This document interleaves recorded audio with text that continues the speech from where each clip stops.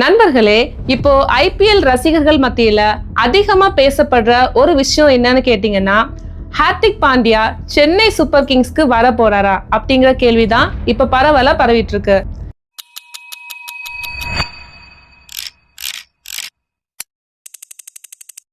இந்த ஒரு கேள்விதான் சமூக வலைதளங்கள்ல செம்ம வைரலா ஓடிக்கிட்டு இருக்கு. உண்மையிலேயே ஹார்திக் பாண்டியா மும்பையை விட்டு வெளியேற போறாரா, இல்லனா இது வழக்கமான ஐபிஎல் வதந்தியா? இன்னைக்கு நாம அதை பத்தி தான் பார்க்க போறோம். நண்பர்களே, இந்த வருட ஐபிஎல் இருக்குல்ல, அது மும்பை இந்தியன்ஸ்க்கு மறக்க வேண்டிய சீசனா அமைஞ்சிருச்சு. டீம் எதிர்பார்த்த அளவுக்கு விளையாடல. ஹார்திக் பாண்டியாவும் கேப்டனாகவும் ஆல்ரவுண்டராகவும் பெரிய தாக்கத்தை ஏற்படுத்த முடியலன்னு பல கிரிக்கெட் விமர்சகர்கள் பேசிட்டு இருக்காங்க.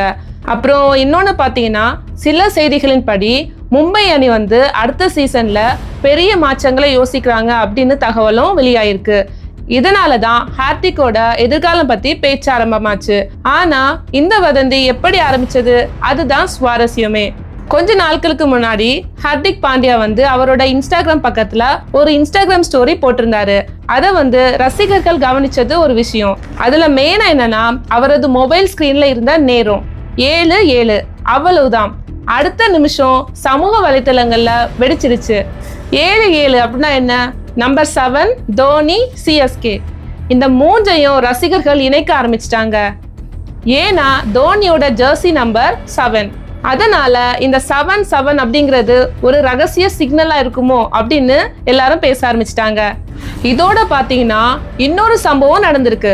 சென்னை அணியோடு தொடர்புடைய சில முக்கிய நபர்களை ஹார்திக் சந்தித்த புகைப்படங்களும் சோசியல் மீடியால வைரல் ஆச்சு. அதுக்கப்புறம் பாத்தீங்கன்னா சமூக வலைத்தளங்கள்ல ஒரே ஒரு பேச்சு தான், CSK Hardik, CSK Hardik, CSK Hardik. அதுதான். அதுக்கப்புறம் என்ன நடந்துச்சுன்னா, ஒவ்வொரு ரசிகரும் தங்களுக்கு பிடிச்ச டீமோட ஜெர்சியில ஹார்திக்கை எடிட் பண்ணி போட ஆரம்பிச்சிட்டாங்க. சிஎஸ்கே ரசிகர்கள் இருக்காங்களா, அவங்களோட ஜெர்சியை எடிட் பண்ணி போட ஆரம்பிச்சாங்க. அதே மாதிரி ஆர்சிபியோட ரசிகர்கள் அவங்களும் அவங்களோட ஜெர்சியை எடிட் பண்ணி போட ஆரம்பிச்சாங்க.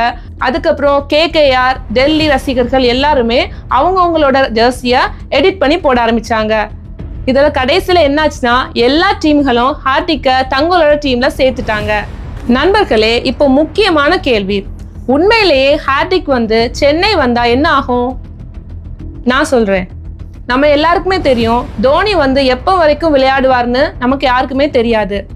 ருதுராஜ் இருக்கிறாரு, ஆனா ஒரு அனுபவம் வாய்ந்த இந்திய ஆல்ரவுண்டர், கேப்டன் மெட்டீரியல், அதுக்கப்புறம் பெரிய மேட்ச் வின்னர், இப்படி ஒரு வீரர் கிடைச்சா எந்த அணியும் யோசிக்கும்.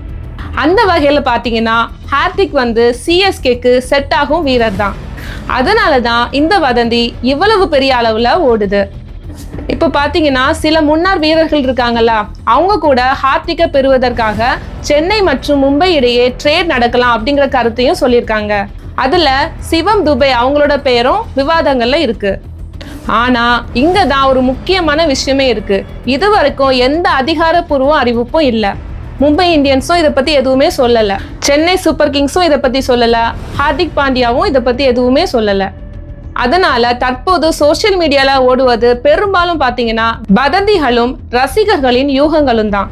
இதைத்தான் நம்ம தெளிவா புரிஞ்சுக்கணும். ஆனா ஒரு விஷயம் மட்டும் உறுதி, நீங்க கவனிச்சு பாத்தீங்கன்னா உங்களுக்கு தெரியும், இந்த ஆஃப் சீசன்ல அதிகமா பேசப்பட்ட பெயர் யாருன்னு கேட்டீங்கன்னா அது ஹார்திக் பாண்டியா தான். இறுதியில அவர் மும்பையிலே தொடர்வாரா, இல்லனா சென்னைக்கு வந்துருவாரா, இல்லனா வேற அணிக்கு போவாரா, அதுக்கான பதில் வர மாதங்கள்ல தான் நம்ம எல்லாருக்குமே தெரியும்.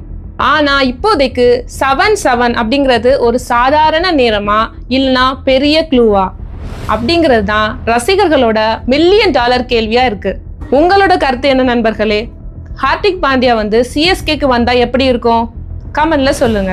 இந்த வீடியோ உங்களுக்கு பிடிச்சிருந்தனா லைக் பண்ணுங்க, ஷேர் பண்ணுங்க மற்றும் சப்ஸ்கிரைப் பண்ணி சப்போர்ட் பண்ணுங்க. நன்றி, வணக்கம்.